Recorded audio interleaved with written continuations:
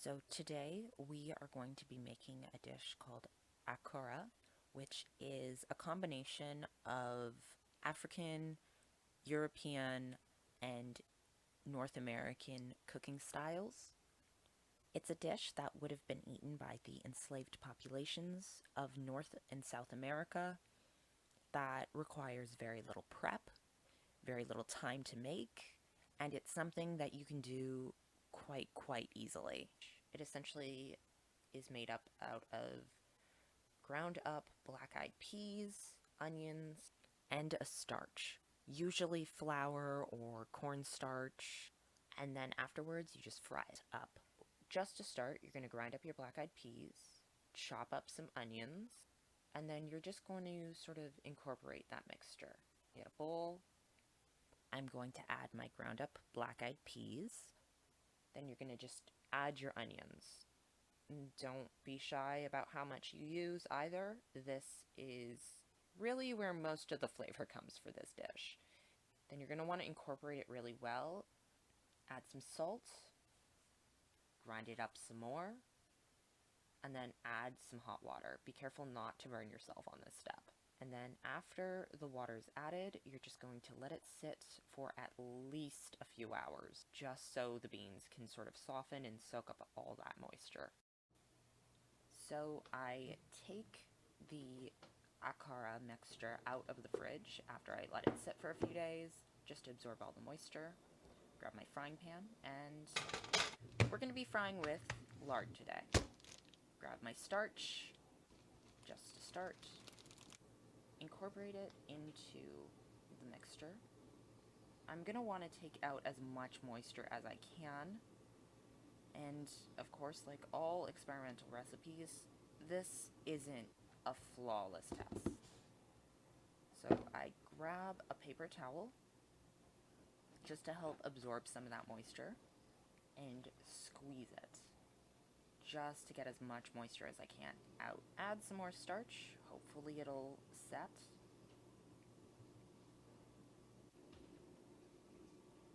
And then when I go to pick it up, it doesn't work, so we're just going to add some flour. Squeeze it out some more.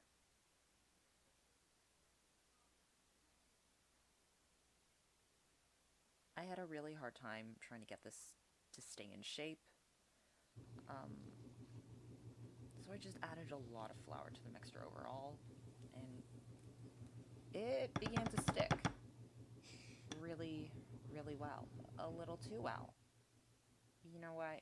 That's okay, because we're learning, and that's the important part. Now, the reason why we're using lard as opposed to any other oil or even butter is because really that's what would have been around at the time.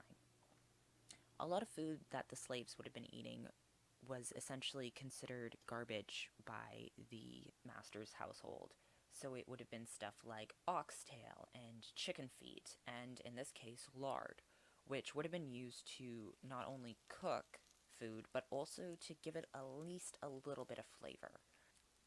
The lard would have been made out of scraps from the table. It would have been made out of shavings from food that was going to be cooked, just to sort of cut away the fat and it's just sort of whatever was around.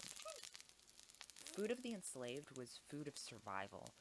It was food that was on the fringes, and yet it still continued to thrive even well past slavery for a variety of reasons that we'll go into in a little bit, but it's just really interesting to see where this would have come from and how that's translated over time. So once the Akara is done cooking on one side, I'm just going to flip it, and I'm just going to let it sit until it's done.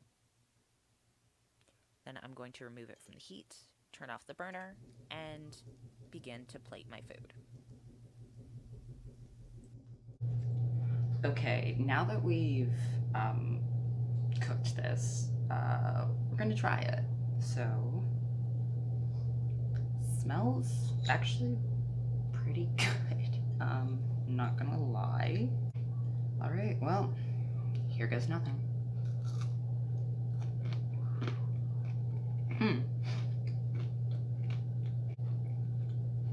It's not bad. Like, it has a very interesting consistency. It's kind of like a really chewy hash brown. If you've ever had like a fish cake or a crab cake or something like that, I would say it's pretty close to that in terms of like flavor and texture. If you added like some spices and stuff to this would actually taste like pretty good. But let's try the one with I put starch into. See if that changes the flavor at all, because I know they use starch as well as flour sometimes. So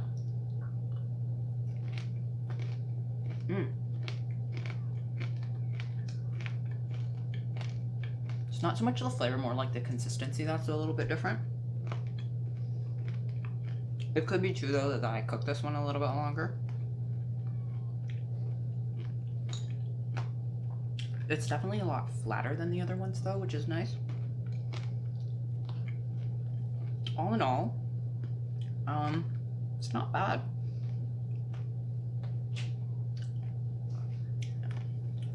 Like, I'd make this again, definitely with like spices and flavor and stuff. It's really interesting though, because coming from a Caribbean background, you can really sort of taste more modern cooking stuff in it. I can't imagine though working like 10 plus hours a day in the hot sun and then just trying to survive off of this. That would not ideal, but like it's not bad. It's not bad. Definitely not the reviews I've heard, so I don't know if it's just my palate. Because this tastes like something I grew up eating. So it's really sort of interesting to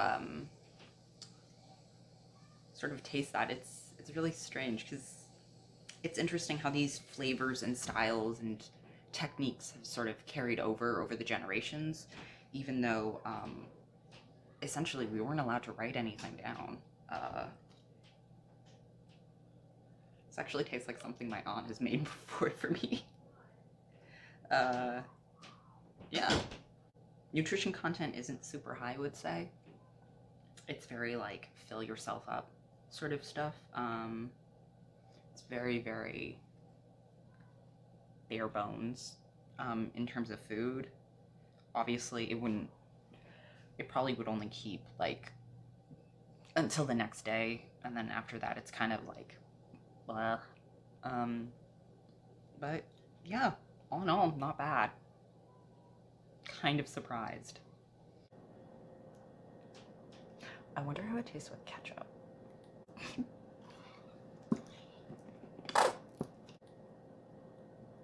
Like, it's not historically accurate, but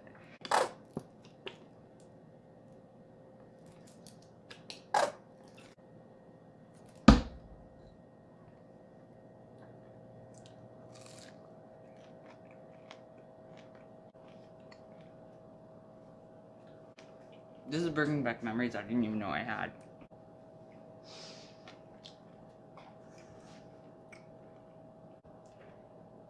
It's so weird eating this and knowing that my ancestors at some point probably also had the same dish, and it was in a completely different context.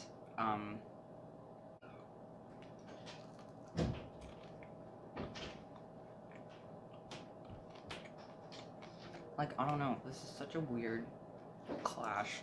I'm feeling like emotional a little bit. I'm also kind of impressed. Is that weird? I don't know. We're in the middle of a pandemic. A lot of things are weird, so.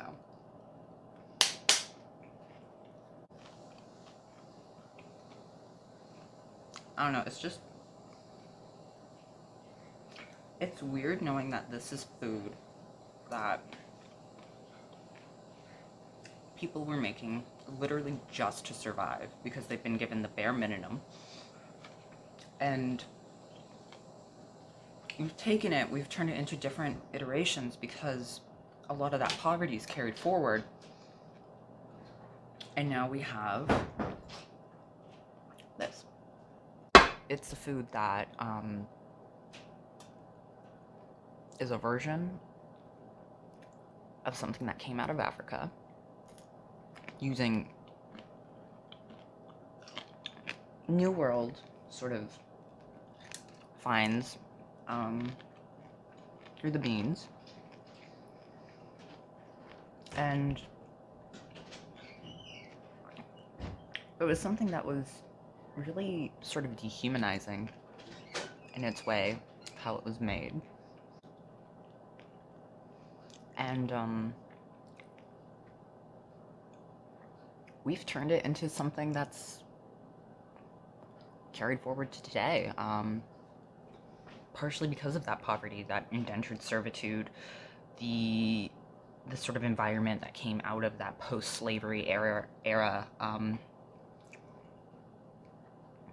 where it's like, yeah, you're free now, but what you gonna do? You're gonna have to turn right back around and like go back to work for the same masters because you literally can't survive otherwise. Yeah.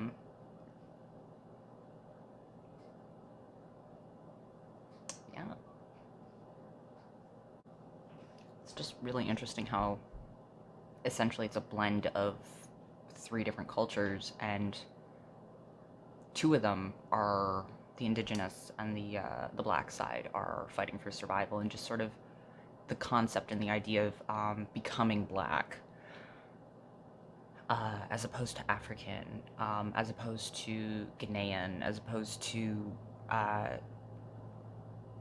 Igbo.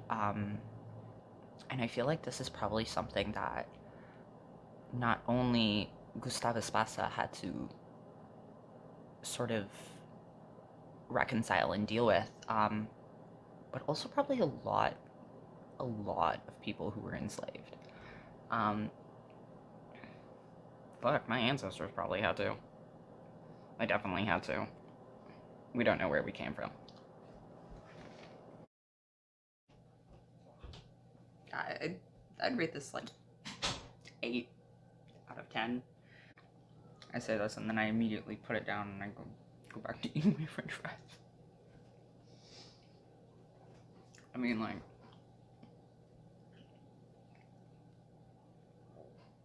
it's lunchtime, might as well, it's 3 o'clock, but might as well.